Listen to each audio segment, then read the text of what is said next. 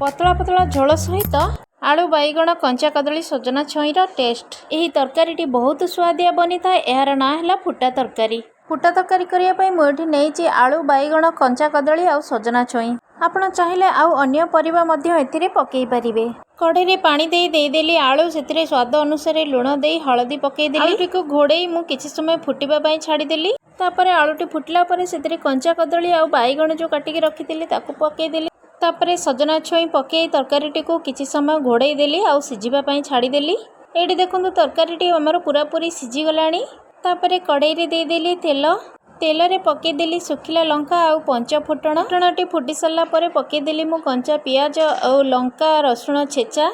तापर से देदेली मु लंका पाउडर और टमाटो बटा। मसलाटी जरीगला जो सिझा तरकारी रखी से ढालीदेली। रेडी हो गला आमर फुटा तरकारी। यही तरकारी बहुत स्वादिया बनी था। आप निश्चय थे ट्राए करी।